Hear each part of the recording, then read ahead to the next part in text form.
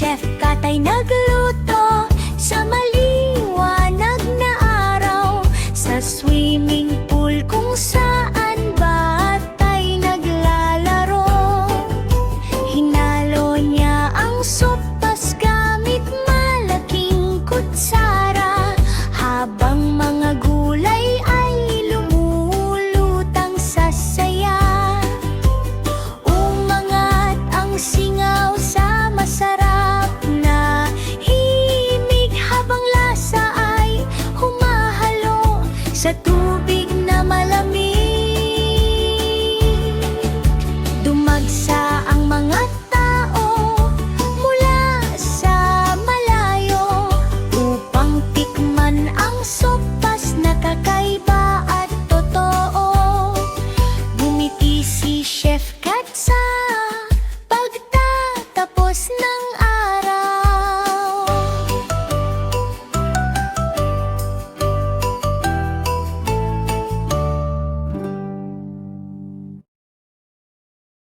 Sikaw ay pumasok.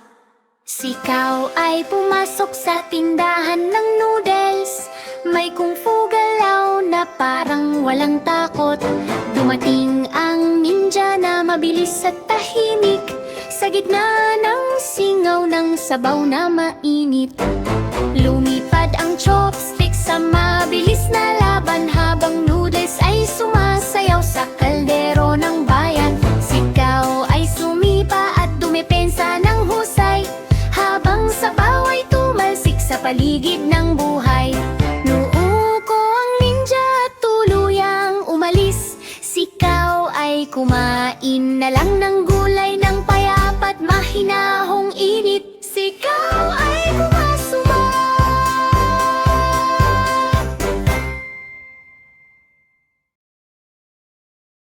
Ang cute na diwata ay nakakita ng kumikinang ng na-cake. Siya ay tumawa ng malakas at bahagyang yumanig. Ipinapagaspas niya ang pakpak habang dahan-dahang nagbe-bake.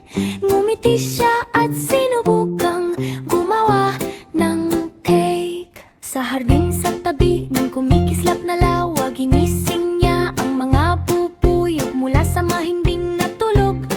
Sinubukan niyang kumuha pa ng isa pang cake, ngunit ang frosting ay natunaw na parang cake. Isang maliit na spark ang lumitaw, isang ahas. Siya ay tumawa at nagbahagi ng malaking cake. Isang cupcake, feast na hindi matitinag.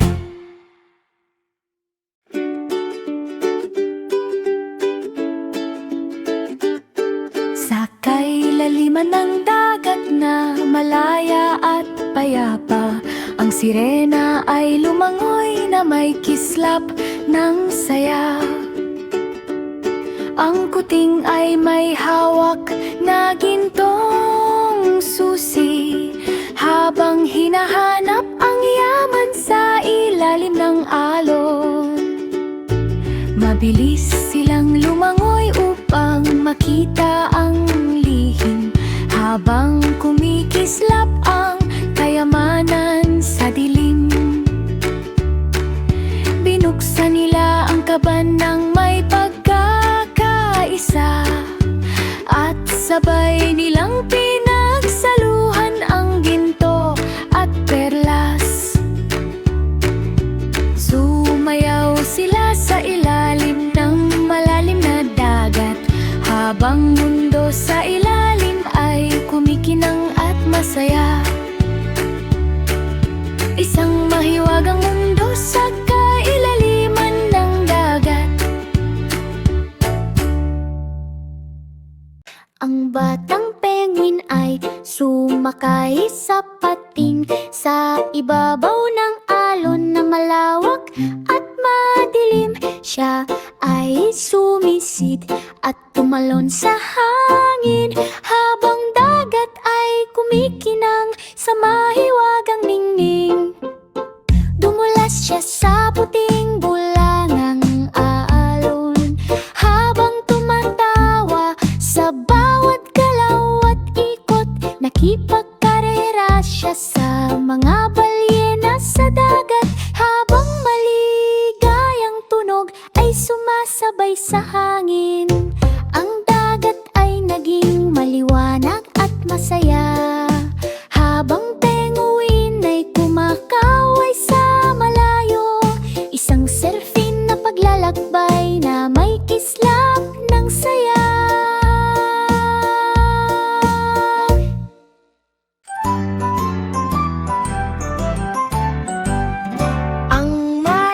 na tuta sa tasa ay umungal.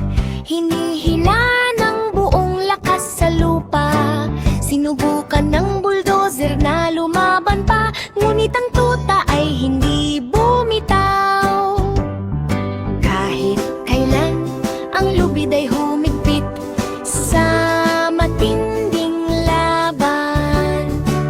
Habang tao ay sumisigaw sa labas ng pinto, ang mga gulong ay dumudulas sa lupa. Habang tuta ay humihila ng may tapang, nayanig ang putik sa lakas ng laro. At ang tuta ang nagwagi sa huli, isang munting bayani na nagtagumpay.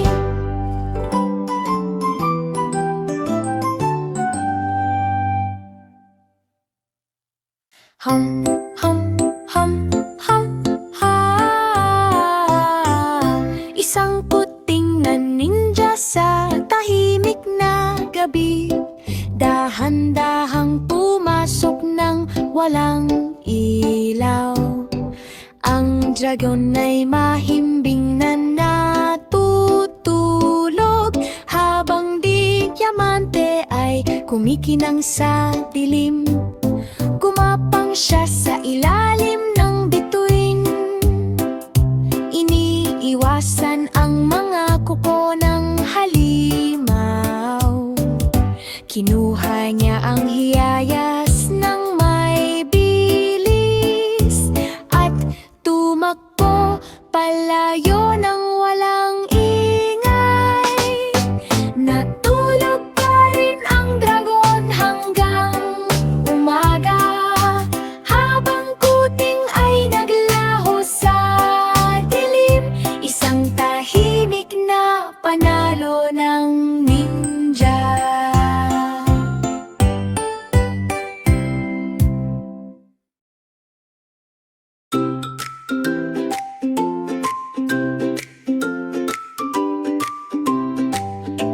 Ang batang sisiw ay nakarinig ng malakas na ingay.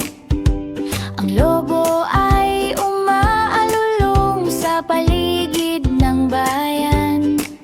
Ito'y tumatapak ng malakas sa lupa, habang alingaw ay umanig sa buong lugar.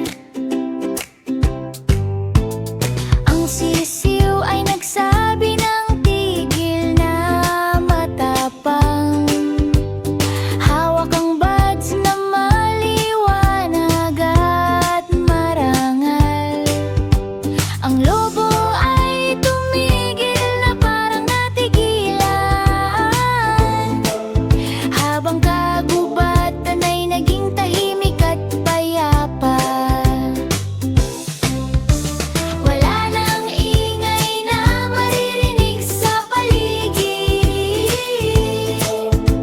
Ang sisiw ang nagbalik ng kapayapaan sa mundo.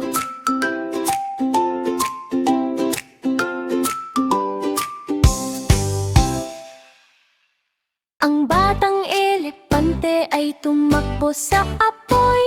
May hose na malakas at kulong na bakal. Umakyat siya ng mataas at lalo pang umangat, habang apoy ay sumiklab sa paligid ng bayan.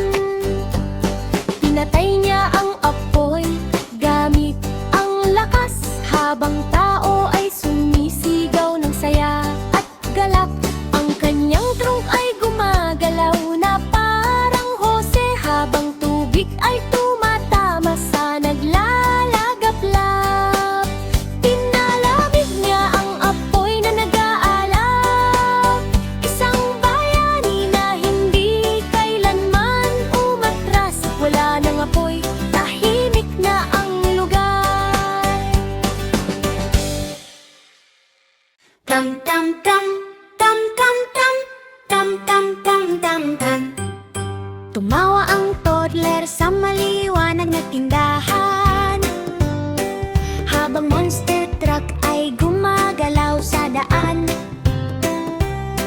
Sa loob ng toy store, ito'y naglakbay. Mga laruan ay natabig at nagkalat sa buhay. Mga teddy bear at blocks ay gumulong sa sahig. Parang sayaw sa paligid ng ilaw na mabilis. Nag-flash ang ilaw sa masayang eksena, habang tugtugin ay puno ng ligaya.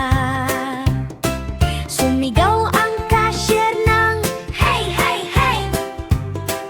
Ngunit ang toddler ay tuloy lang sa saya. Nagulo ang tindahan hanggang matapos ang araw.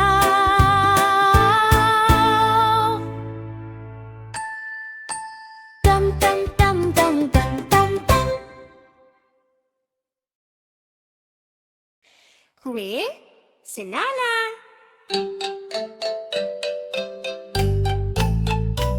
Si Lola ay nag-skate sa makulay na kalsada, sa gitna ng saya at liwanag ng umaga. Dumating ang school bus sa kanyang daraanan, kaya siya'y handa sa isang malaking tapangan. Umikot siya sa ere, napang ang hangin. Nag-flip ng mataas sa ulap na malambing. Sumigaw ang tao ng go, go, huray! Habang gulong ay umiikot sa sayaw ng saya. Lumalapag siya ng maayos at payapa, at nag-skate palayo ng itiking masigla. Si Lola ay nag-skate sa makulay na kalsada, sa gitna ng saya at liwanag ng umaga. Dumating ang school